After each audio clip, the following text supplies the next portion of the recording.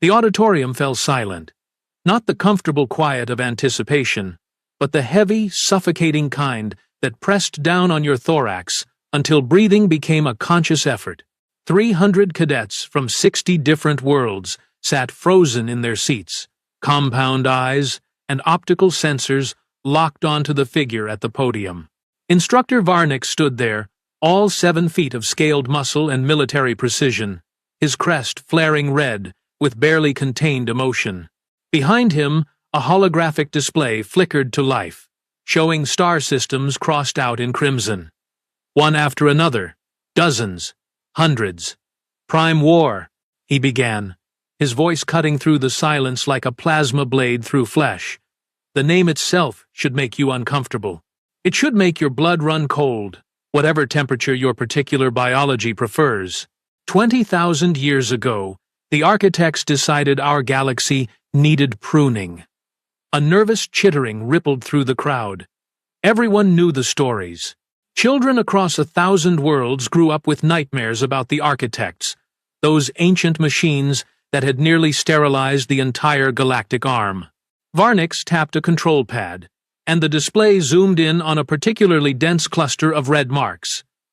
The Kethrin Dominion. Population? 400 billion.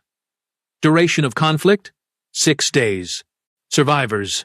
0. Another tap. The Phylox Collective. Population? 2 trillion, across 80 worlds.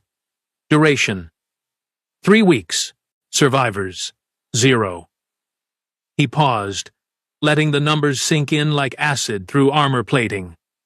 The Matara Consciousness, the Borderland Alliance, the Singing Towers civilization, all gone, all ash and memory.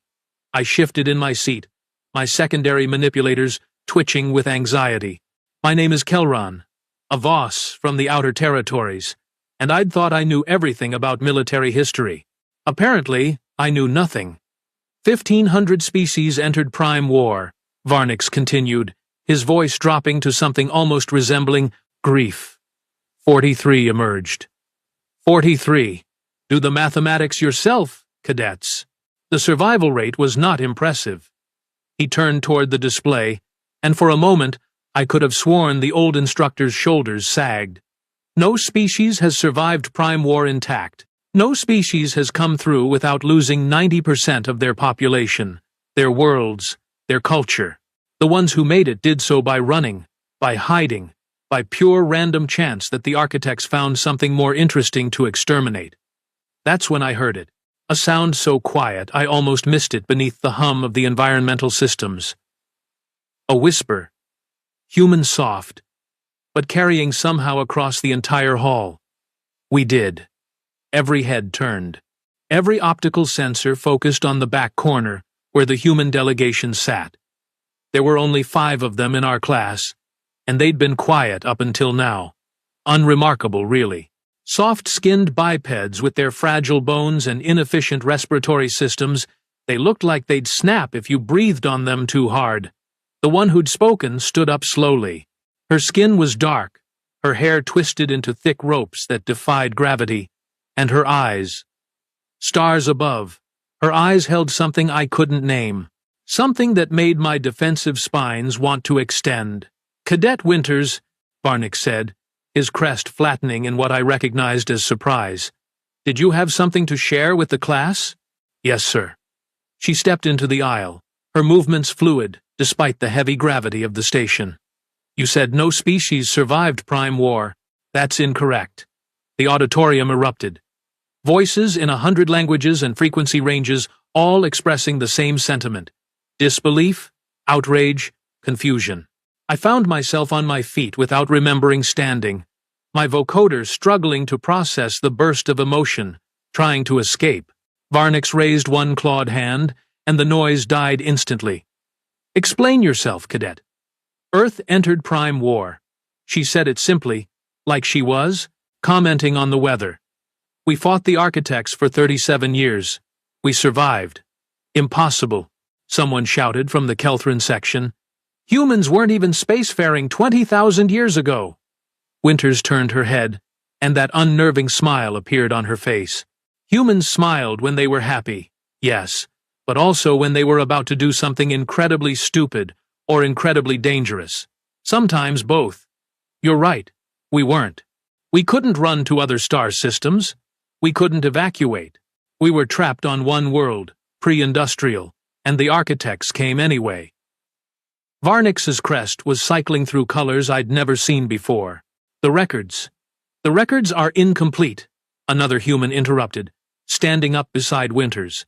This one was shorter, stockier, with pale skin that looked like it had never seen natural sunlight. His voice carried a slight accent I couldn't place. The architects attacked Earth during what we now call the late Pleistocene era. They didn't consider us a threat. We were primitives, stone tools and cave paintings, barely qualified as sentient by their parameters. So, they ignored you, Varnix said slowly. Deemed you beneath notice. Oh no. Winter's smile widened, showing those flat omnivore teeth. They tried to exterminate us. Multiple times. Directed asteroid strikes, biological weapons, climate manipulation, the full arsenal. Reduced our population from several million to less than 10,000 breeding pairs. We've got genetic bottlenecks in our DNA that prove it. They pushed us to the absolute brink of extinction. The silence this time felt different. Heavier. I realized I was holding my breath, all three of my lungs locked in stasis. And yet, the pale human continued, his voice taking on a lecturing quality. Here we are. We survived because we're stubborn. We survived because we adapted. We survived because when you push humans into a corner, when you threaten our families and our future, we don't. Lie down and die. We get creative. Creative, I heard myself say, my vocoder giving the word a dubious electronic warble. Against planet-killing machines. Winters looked directly at me, and I felt my defensive membranes want to seal shut. We learned to read the patterns of their attacks, figured out how to hide in caves deep enough that their sensors couldn't penetrate. We scattered across the continents, made ourselves too dispersed to eliminate efficiently. We changed our behavior, our movement patterns, our entire way of life to avoid their detection grids. For 37 years, Varnix repeated, his voice barely audible. Your people did this for 37 years. The active extermination campaign lasted 37 years. But they kept passive monitoring systems in orbit for another 6,000 years, just to make sure we were really gone. We had to stay hidden, stay small, stay quiet for millennia. Our entire species development was shaped by the need to avoid detection by machines that wanted us dead. Something cold was crawling up my spine, or what passed for my spine. That's insane. That's survival, Winters said flatly. Every human alive today is descended from the ones who were smart enough, tough enough, and lucky enough to outsmart extinction-level artificial intelligence for thousands of years. It's in our DNA now, that paranoia, that adaptability, that absolute refusal to accept that death is inevitable. Varnix moved to the podium's edge, his claws gripping the material hard enough to leave marks. Why isn't this in any historical database? Why don't the other species know? Because, until about 200 years ago, we didn't know ourselves, the pale human said. We lost most of our detailed history during the long hiding. It became legend, mythology. Gods throwing fire from the sky, great floods, ice ages that nearly killed us. We thought they were natural disasters or religious parables. It wasn't until we developed advanced enough technology to properly study our own genetic code and geological record that we realized the truth. The scars were there all along, written in our genes and our planet's crust. We found their monitoring stations, the copper-haired human added. Deactivated, dormant, but still there, still watching, even after they'd moved on to other targets. We reverse-engineered the technology, figured out how their detection systems worked, learned everything we could about the things that had tried to kill us. I couldn't help myself. The question burst out before I could stop it. Why would you come here? Why would you join the Galactic Defense Initiative if you already survived the worst thing the universe could throw at you? Winters turned those dark eyes back to me, and this time, her smile was gone. What replaced it was harder. Colder. Because the architects are still out there, cadet. Because 20,000 years ago, they tried to wipe out 1,500 species, and they very nearly succeeded. Because eventually, they might decide to finish what they started. And because if that day comes, if those machines wake up and decide to start killing again. She paused, and the temperature in the room seemed to drop 10 degrees. When that day comes, we want to make sure every species in this galaxy knows how to do what we did. How to survive. How to fight. How to look extinction in its optical sensors and spit in its face. She glanced around the auditorium, making eye contact with what felt like every single cadet present. You all heard the instructor say, "No species survived intact." He's right. The ones who made it through did so by running, by hiding, by accident. But humans? We survived by learning, by adapting, by turning our weaknesses into advantages and our terror into fuel. You're saying you can teach us. That? Someone called out. I think it was Prexal, a Morvian with more confidence than sense. No, Winters said, and somehow that single syllable carried across the entire space. We're saying we're going to teach you that, whether you want to learn or not, because the next time something tries to exterminate us, any of us, we're not going to be primitives with stone tools hiding in caves. We're going to be a unified force of 1,000 species who learned from the ones too stubborn to die. Varnick stood perfectly still for what felt like an eternity. His crest cycled through 3 different color patterns before settling on a pale blue I'd never seen before. When he spoke, his voice carried something I never expected to hear from the grizzled old warrior. Respect. Cadet Winters, Cadet Holm, Cadet Kenji. The 3 of you will report to my office after this assembly. We need to have a very long discussion about rewriting the curriculum. He turned back to address the rest of us. As for the rest of you, today's lesson has changed. Clearly, our understanding of historical events needs significant revision. Dismissed. Except for the human delegation. You 5, stay exactly where you are. The auditorium emptied slowly, cadets from dozens of worlds shuffling out with the characteristic behavior of people whose entire worldview had just been cracked down the middle. I found myself moving with the crowd on autopilot, my processing centers overwhelmed with competing thoughts. Humans had survived prime war. Humans had fought the architects while still using stone tools. Humans had spent 6,000 years hiding from machines that could crack planets like eggs, and they'd never mentioned it. Never used it as leverage or bragging rights. They'd just shown up to the initiative like any other species, signed up for training, and kept quiet about the fact that they'd already passed the ultimate test. Outside the auditorium, I leaned against a wall, my legs feeling less stable than I preferred. My friend Torven approached, his sensory stalks waving in agitation. Did that really happen? Did those soft skins just claim they beat the architects? They didn't claim they beat them, I corrected, my vocoder making the words sound steadier than I felt. They said they survived them. There's a difference. Barely, Torven muttered. Still sounds like typical human exaggeration to me. They're always telling impossible stories about their world. Predators, the size of buildings, ocean creatures that could swallow ships, weather systems that could level cities. Half their planet wants to kill them at any given moment, if you believe the tales. I thought about Winter's eyes, about the way she'd stood there, calm and certain, while announcing something that should have been impossible. About the way Varnick's, who'd seen actual combat against nightmares the rest of us only read about, had looked at her with something approaching awe. I believe them, I said quietly. I don't want to, but I believe them. Then we're in trouble, Torvan said, his sensory stalks drooping. Because if humans can survive that, if they can adapt to that, if they can turn that into something teachable, what are they going to become now that they have access to advanced technology, allies, and 30 years of peace to prepare? That was the question, wasn't it? the one that kept cycling through my processing centers as I made my way back to the dormitory. Humans had been tested by the worst the universe could throw at sentient life, and they'd passed. They'd done it without starships or plasma weapons or quantum shields.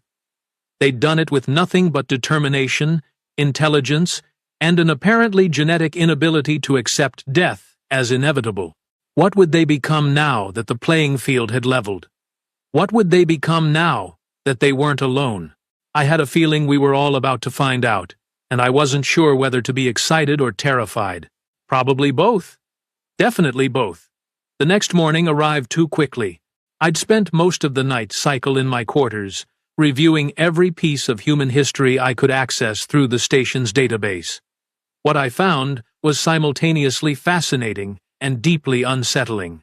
Humans had only achieved interstellar capability 43 years ago. 43. Most species took centuries after discovering faster-than-light travel to even consider joining galactic society. Humans had shown up, applied to the initiative, passed every qualification test, and integrated themselves into military operations across 6 sectors within a single generation. They were in a hurry. The question was, why? Training Hall 7 was already crowded when I arrived. Word had spread overnight, as word tends to do on a station housing 3,000 cadets with too much time and too many communication devices. Everyone wanted to see the humans train. Everyone wanted to evaluate whether yesterday's claims had any substance or were just elaborate posturing. Winters was already there, along with the other 4 from her delegation. They'd claimed a corner of the hall and were going through warm-up exercises that looked almost meditative in their precision. Slow, controlled movements that gradually increased in speed and complexity. "Those are combat forms," Prexal said beside me, his multiple eyes focused with predatory intensity. "Modified for their physiology, but I recognize the fundamental principles. That's Kelthran shadow fighting technique. And Morvian grappling positions," added Sixra, her tail twitching with interest. "How did they learn those?" "They studied us," I realized aloud. While everyone was busy underestimating them, they were absorbing our techniques, our strategies, our strengths. The pale human from yesterday, the one they called home, finished his routine and noticed our group watching. He walked over, moving with the loose-limbed confidence of someone completely comfortable in their own body, despite the station's heavier gravity. "Morning," he said, his translator rendering the word with a casual friendliness that seemed bizarre given yesterday's revelations. "You all here to watch, or you interested in partnering up for drills?" Prexal's crest flared in what I recognized as competitive interest. "You're serious? You'd spar with us?" "Why not?" Holmes shrugged, a gesture that involved raising and lowering his shoulders. "That's why we're all here, right? To get better. Can't improve if you only fight people you're comfortable with." "I'll take that challenge," Prexal said immediately. The Morvian was easily twice Holmes' mass, with natural armor plating and reflexes honed by evolving on a high-gravity world with aggressive megafauna. This was going to be ugly. They moved to the sparring circle, and the rest of us formed a perimeter. Other cadets noticed and started drifting over. Within minutes, half the hall had gathered to watch. Varnix materialized at the edge of the crowd, observing with his arms crossed and his crest in neutral position. He'd clearly anticipated this. The match began. Prexal lunged immediately, trying to use his superior mass and reach to overwhelm Home before the human could establish any defensive positioning. Standard Morvian tactics, brutal and efficient. Home wasn't there. He'd moved laterally, not backward, flowing around Prexal's charge like water around a stone. His hand snapped out, striking at a joint in Prexal's armor plating with surgical precision. Not hard enough to injure, but hard enough to send a message. "Vulnerable point," Holmes said, conversationally, already repositioning.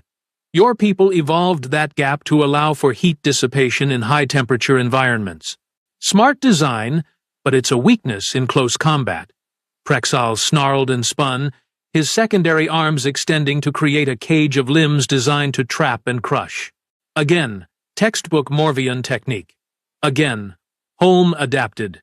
He dropped low, below the expected defensive zone, and swept Prexal's forward leg. The Morvian's superior mass should have made him impossible to unbalance, but Holm had struck at the precise moment when Prexal's weight distribution was committed to a different direction. Prexal hit the mat hard, not injured, but definitely surprised. "Leverage and timing beat raw strength," Holm said, offering a hand to help Prexal up. "Your people are powerful, but you telegraph your moves about 0.7 seconds before execution. It's in your musculature patterns. Easy to read once you know what to look for." Prexal stared at the offered hand for a moment before accepting it. "You studied our physiology that thoroughly?" "We studied everyone's physiology that thoroughly," Holm replied. "It's what we do. We observe, we analyze, we adapt. Had to, remember? When your survival depends on understanding things that want to kill you, you get really good at pattern recognition." "My turn," Sixra announced, stepping into the circle. She was smaller than Prexal, but faster, with venomous spines that could extend from her forearms and a nervous system that operated on a higher frequency than most species. Her reaction time was phenomenal. "Speed specialist," Holm observed, rolling his shoulders. "This should be interesting." It was. Sixra moved like lightning, her strikes coming in combinations too rapid for most beings to track. But Holm didn't try to match her speed. Instead, he did something I'd never seen in any combat training. He predicted her. Every strike Sixra threw, Holm's defense was already in place. Not by being faster, but by being there first. By reading the micro-movements that preceded each attack and positioning accordingly. He was fighting half a second in the future, seeing the battle that hadn't happened yet and responding to that instead of reacting to what was. How? Sixra demanded after Holm gently deflected her seventh combination and tapped her shoulder to indicate a theoretical kill strike. "How are you doing that?" "You're very good," Holm said, breathing heavily now but smiling. "Very, very good. But you've been trained in a specific style, and that style has patterns, rhythms. Once I identified the foundational forms, the rest was just extrapolation. Your fourth strike in any combination always targets center mass, unless the previous three were all blocked high, in which case you drop low. Your reset time between combinations is 0.32 seconds. You favor your left side by approximately 6% when initiating attacks." Sixra's sensory stalks went rigid with shock. "That's impossible. Nobody can process that much information during active combat." "Humans can," Winters said, stepping into the circle now. She'd been watching from the sidelines, but apparently decided it was time to make a point. "Our brains are wired for pattern recognition. It's how our ancestors survived. You see, most predators on Earth hunted in consistent patterns. Learn the pattern, survive the predator. The architects operated on patterns too, just vastly more complex ones. Our ancestors had to learn to read and predict machine logic while using tools made from rocks and bones. It rewired our neurology over thousands of generations." She turned to address the crowd. "Every human here can do what Holm just did, given enough observation time, some faster than others, some with more accuracy. But it's a baseline trait for our species now. We don't just see what's happening, we see what's probably going to happen, based on what's happened before. That's a significant tactical advantage," Varnick said, speaking for the first time. The crowd parted to let him through. "But it's not unbeatable. Unpredictability can counter pattern recognition." "Absolutely correct, sir," Winters agreed. "Which is why humans also developed extremely high adaptability. When our predictions fail, we adjust. Fast. Demonstrate," Varnick said. It wasn't a request. Winters nodded and took a ready stance. Varnick's moved into the circle, and I felt my respiratory systems accelerate. The instructor wasn't just a teacher. He was a decorated combat veteran who'd personally survived engagements with hostile forces across 3 different wars. He'd forgotten more about fighting than most of us would ever learn. The match lasted 47 seconds. I know because I checked the chronometer afterward, unable to believe what I'd witnessed. Varnix used techniques from at least 8 different martial disciplines, flowing between them randomly, never repeating the same combination twice. He should have overwhelmed Winters through sheer unpredictability and experience. Instead, she matched him move for move, not by predicting him, but by responding with such fluid adaptability that it looked choreographed. Every technique he threw at her, she absorbed, deflected, or countered with something from a completely different fighting philosophy. Kelthrin's shadow work met with Draxian pressure points. Morvian grappling met with Vespin joint manipulation. Terrellian striking arts met with something I didn't even recognize. When Varnix finally called stop, both of them were breathing hard, and his crest was cycling through colors that suggested profound respect, mixed with something that might have been alarm. "You've studied all of us," he said quietly. "Every species in the initiative, every combat form, every physiological advantage, every tactical doctrine, every one we could access." Winters confirmed.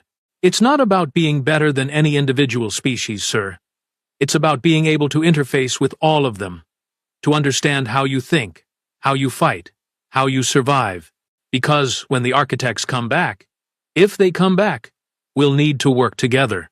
And you can't work together if you don't understand each other." "When they come back," Varnix repeated. "You think it's inevitable?" "We know it's probable," Holmes said, rejoining the conversation. "We've studied the architect technology we found on Earth. They're not destroyed, they're dormant, waiting. Whatever triggered their initial activation could trigger it again. Maybe tomorrow, maybe in 10,000 years, but probability suggests they're not finished." The training hall had gone completely silent. Hundreds of cadets, from dozens of worlds, all processing the same terrifying thought. "So, you're preparing for round 2, I heard myself say. That's why you're here, not to learn from us, but to prepare us for what's coming." "Both," the copper-haired human said. "Her name was Kenji, I'd learned. We're learning from you, because you've all survived challenges we never faced. You have advantages we never developed. But yes, we're also here because someone needs to make sure galactic civilization doesn't get caught by surprise again. Last time, 1,500 species went in unprepared. 43 came out. Those are unacceptable numbers." "So what?" Prexal demanded, his voice carrying an edge of something between anger and fear. "You humans appoint yourselves the guardians of the galaxy? Decide unilaterally that everyone needs your protection?" "No," Winters said firmly. "We're offering to share what we learned, what we paid for in blood and suffering, and 6,000 years of paranoid survival. You can accept that offer or reject it. But we're going to keep preparing either way, because that's what humans do. We remember the things that tried to kill us, and we make absolutely sure they can't do it again." Varnix's crest settled into a solid, determined gold. "Report to Briefing Room 12 at 1400 hours. All 5 of you, plus Cadets Kelran, Prexal, Sixra, and Torvan. We're going to discuss curriculum modifications." He paused, his eyes scanning the assembled crowd.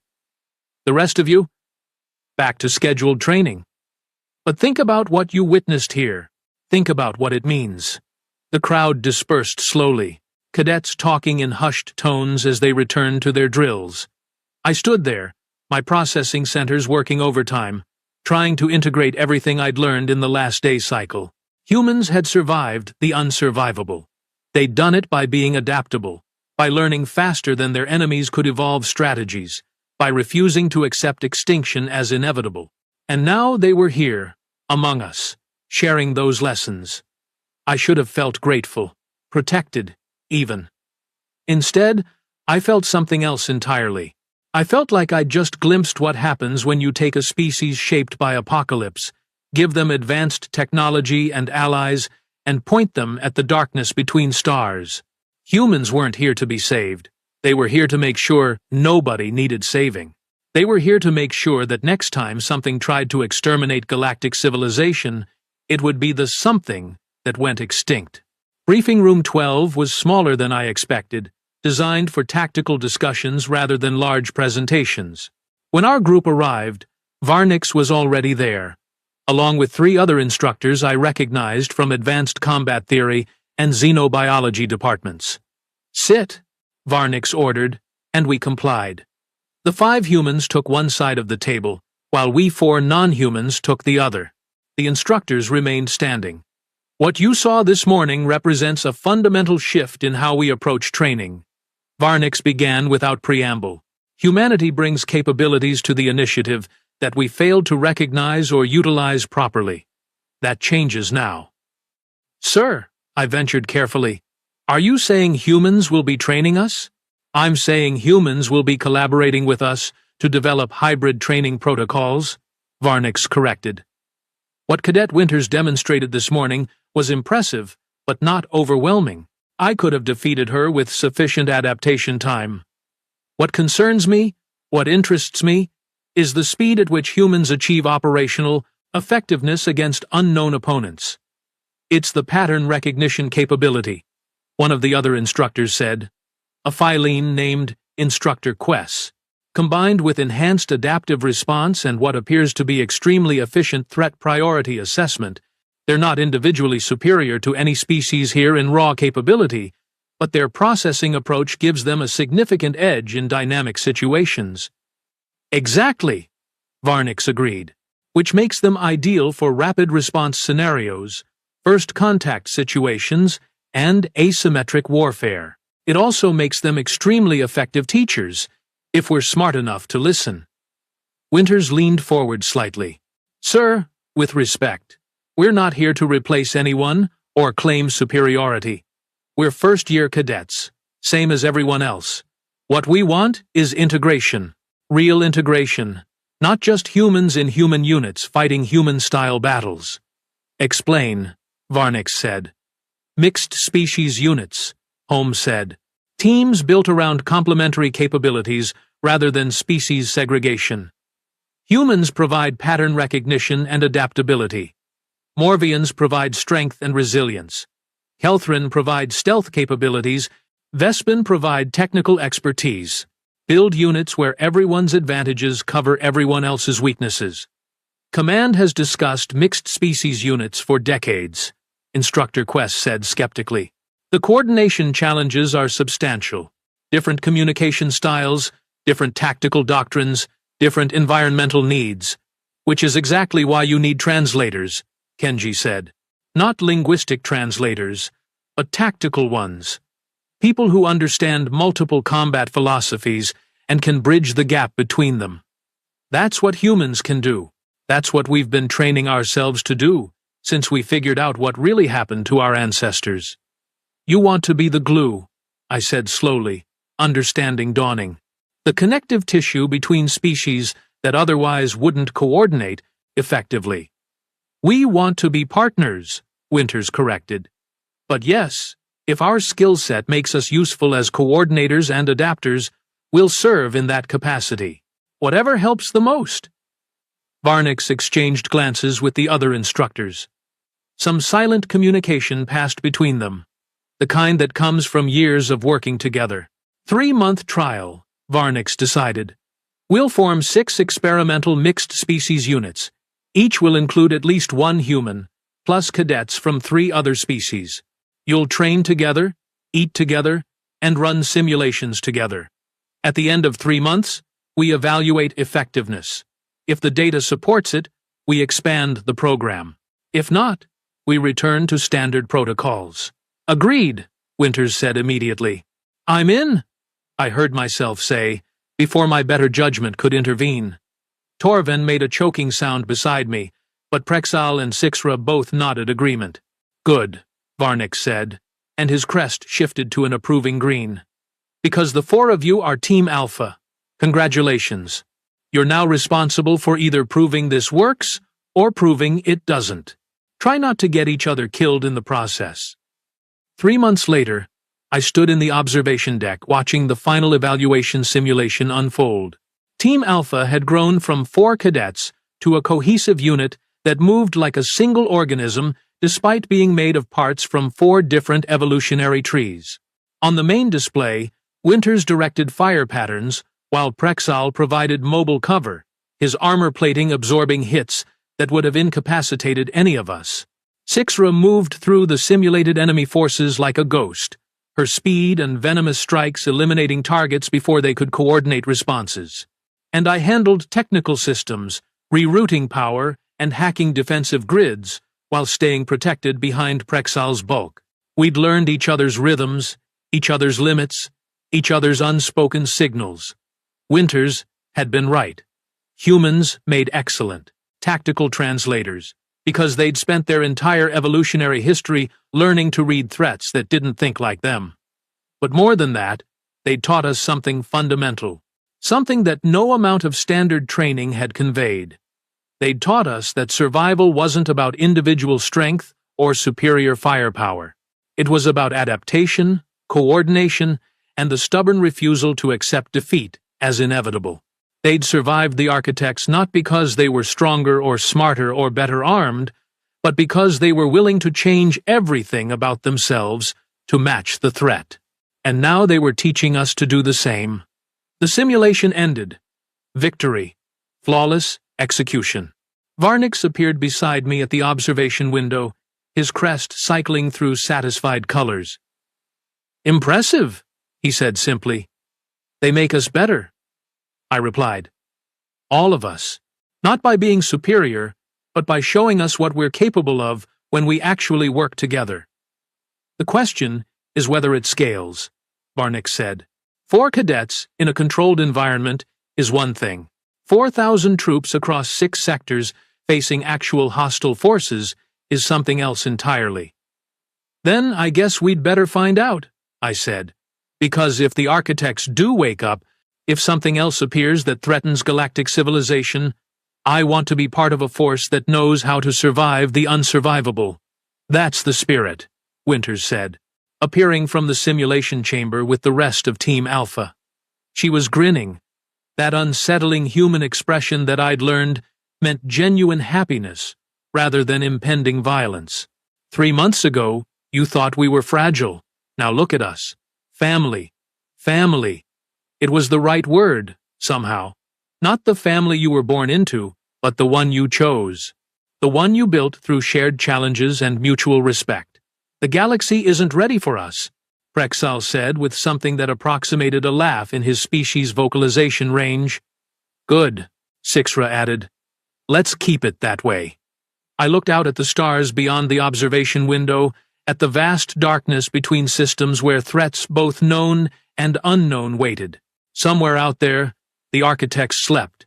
Somewhere out there, other dangers lurked. But for the first time since learning about Prime War, since understanding how close galactic civilization had come to complete annihilation, I didn't feel afraid. I felt ready. Because humans had taught us the most important lesson of all. Survival isn't about never falling down. It's about getting back up every single time, learning from what knocked you down, and making absolutely certain it can't knock you down the same way twice. The instructor had declared that no species survived Prime War intact. He'd been right, but he'd missed the larger truth. Humans hadn't just survived. They'd learned, they'd adapted, they'd become something new. And now they were teaching the rest of us to do the same. Whatever came next, whatever nightmares waited in the dark between stars, we'd face them together. Not as separate species pursuing separate agendas, but as a unified force built on complementary strengths and shared determination. The architects had tried to exterminate humanity with Stone Age technology and had failed. I pitied whatever tried it now that humans had plasma weapons, quantum shields, and an entire galaxy of allies who'd learned from the species too stubborn to die. Let the darkness come. We'd be waiting.